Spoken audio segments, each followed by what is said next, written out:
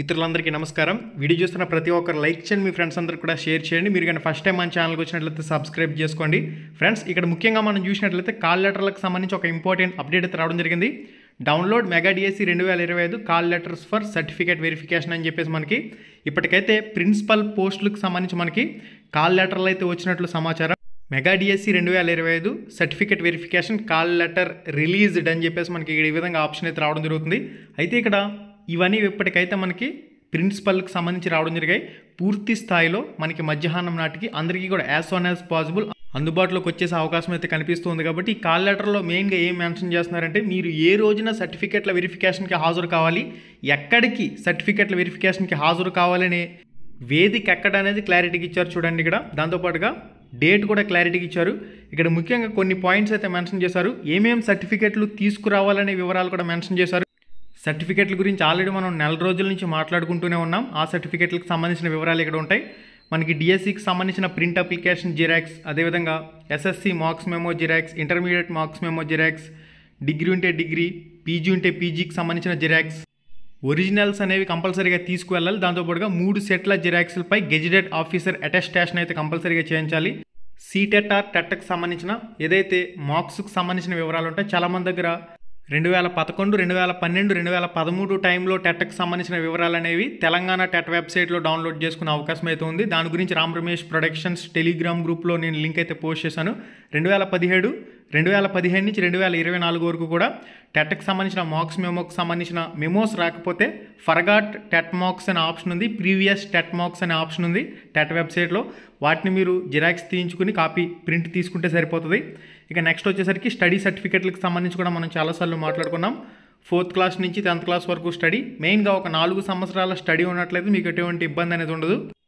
4వ తరగతి నుంచి 10వ తరగతి వరకు ఎక్కువ సంవత్సరాలు అంటే మినిమం ఒక 4 సంవత్సరాలు ఒక జిల్లాలో మీరు చదివినట్లయితే ఆ జిల్లా మీకు లోకల్ జిల్లా అవడానికి అవకాశం ఉంటుంది. కాబట్టి దానికి సంబంధించిన జీవోలు కూడా ఇక్కడ మెన్షన్ చేశారు. ఒకవేళ స్టడీ లేని వారు రెసిడెన్సీ సర్టిఫికేట్ అని ట్రై చేయండి. Okay, 4th class 5th class study లేని వాళ్ళు పెద్దగా వరీ కావాల్సిన అవసరం లేదు. మీకు 6వ తరగతి నుంచి 10వ తరగతి వరకు స్టడీ ఉంటే అది సరిపోతుంది. 4th క్లాస్ 5th క్లాస్కి రెసిడెన్సీ సర్టిఫికేట్ చాలామంది ట్రై చేశారు, లేకపోయినా కానీ పెద్దగా వరీ కాకండి.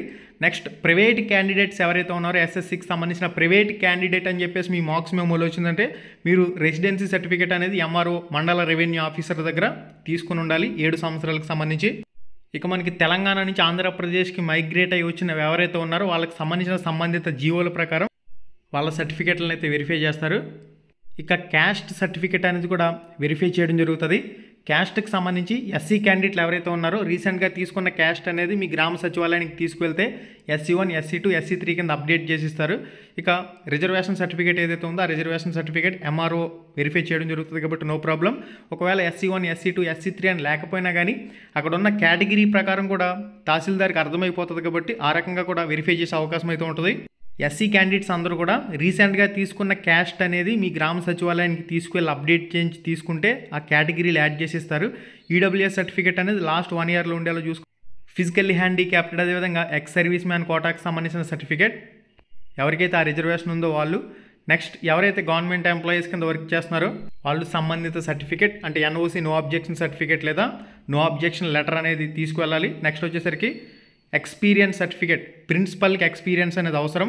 ఆ ఎక్స్పీరియన్స్ సర్టిఫికేట్ ఏదైతే ఉందో అది మొత్తంగా ఇవన్నీ కూడా ఒరిజినల్స్తో పాటుగా 3 సెట్లు జిరాక్స్లు తీయించుకుని గెజిటెడ్ ఆఫీసర్ అటెస్టేషన్ చేయించి ఒక 5 పాస్పోర్ట్ సైజ్ ఫోటోలు అని చెప్పేసి అడుగుతున్నారు.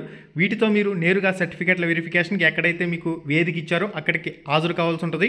మీకు ఇక్కడ ఇచ్చిన సర్టిఫికేట్లో ఏదైనా ఒరిజినల్ లేకపోయినా డూప్లికేట్ చాలామంది తీసుకున్నారు, అవి కూడా కన్సిడర్ చేస్తారు. మొత్తం మీ దగ్గర సర్టిఫికేటే లేకపోతే మీరు రిజెక్ట్ అవుతారు తప్ప మీరు ప్రతి చిన్న విషయానికి కూడా కంగారు పడకండి. నేమ్స్లో మిస్టేక్ ఉన్నా మీకు ఏమీ అవ్వదు, మిమ్మల్ని ఏమీ రిజెక్ట్ చేయరు. పెద్ద పెద్ద భారీ మిస్టేక్లు ఉంటే తప్ప, అంటే సర్టిఫికేట్ లేకపోతే తప్ప, అది చల్లకపోతే తప్ప మీకేమీ ఇబ్బంది అయితే ఉండదు. అభ్యర్థులందరూ కూడా వరీ కాకండి. స్టడీ సర్టిఫికేట్లో నేమ్ ఉంది, లేదా క్యాస్ట్ సర్టిఫికేట్లో నేమ్ మిస్టేక్ ఉంది, ఆధార్ కార్డులో మిస్టేక్ నేమ్స్ ఉన్నాయి, అడ్రస్ లేదు, ఇవేమి కూడా పట్టించుకోరు. పెద్ద మిస్టేక్లు మాత్రమే కన్సిడర్ చేస్తారు. చిన్న మిస్టేక్లకి అయితే మీకు ఎటువంటి ఇబ్బంది అనేది లేదు. మీరు ఫ్రీగా ఉండండి, హ్యాపీగా సర్టిఫికేట్ల వెరిఫికేషన్కి అయితే హాజరు కండి. నెక్స్ట్ ఇంపార్టెంట్ ఇన్స్ట్రక్షన్స్కి సంబంధించి కూడా కొన్ని ఇన్స్ట్రక్షన్స్ అయితే ఇచ్చారు. హారిజంటల్ రిజర్వేషన్ ప్రకారం ఉమెన్ కోటా, PWD కోటా, అదేవిధంగా స్పోర్ట్స్ కోటాకు సంబంధించిన ఎక్స్ సర్వీస్ మ్యాన్ కోటాకు సంబంధించిన పోస్టులు అయితే భర్తీ చేస్తారని, దానికి సంబంధించిన రూల్స్ అండ్ రెగ్యులేషన్స్ ఆర్డర్స్ ప్రకారం జరుగుతుందని చెప్పేసి ఇచ్చున్నారు. ఓకే, ఇంపార్టెంట్ ఇన్స్ట్రక్షన్స్ ఏమైనా ఉంటే ఇక్కడ మీరు చెక్ చేయండి. కాల్ లెటర్ వచ్చిన తర్వాత సర్టిఫికేట్స్ అప్లోడ్కి సంబంధించి ఫైల్ అప్లోడ్ ఆప్షన్ అనేది అందరికీ వచ్చింది. ఇప్పుడు అందరూ అప్లై చేయాలా, అప్లోడ్ చేయాలని చెప్పేసి అడుగుతున్నారు.